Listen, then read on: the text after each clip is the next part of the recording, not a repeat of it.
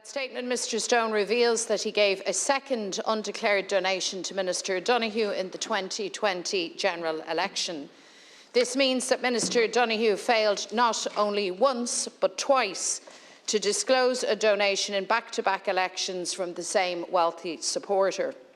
A supporter, let it be said, who has secured lucrative state contracts, who was appointed to the powerful Land Development Agency by Fine Gael outside of the normal process, and was appointed as chair of the North East Inner City Programme Implementation Board. Mr Stone has now resigned from both bodies.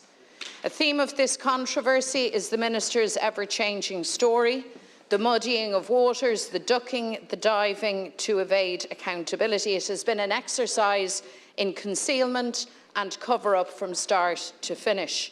And this morning we have it again. There is a need for accountability on this. You say that Minister Donoghue will come before the House again. I imagine to spin the same cock and bull story that he spun last week. But I put it to you, Taoiseach, that it is not credible on your part for you to attempt to stand over these donations that were undeclared.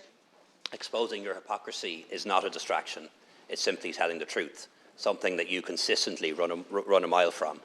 And I think you've some brass neck, quite frankly, in that regard, given that your own party had to file your 2020 declarations on 3 occasions because of a €7,000 payment to UK polling company that you forgot about until the Irish Times questioned you about it.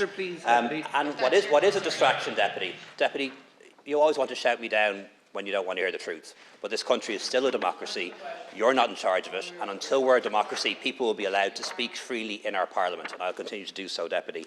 And you've some brass neck, I have to say, in this regard, when we consider the John Dowdall donation, which was a personal donation to you, not to your party, and the fact that your party had to file your own declarations on 3 occasions in 2020, something which Minister Donoghue has not had to do. And what is a distraction, Deputy, is this snide reference to Mr Stone receiving public contracts from the government. You know well as I do that government ministers have no role in awarding commercial contracts to businesses. That's a pure distraction, trying to throw that one out there under coverage of privilege, quite frankly, Deputy. And the reason why Minister Donoghue and his agents did not declare the donations is they didn't know they happened. They didn't receive the donation, they didn't give the donation. No money was exchanged. A service was provided. Which they believed was done on a voluntary basis.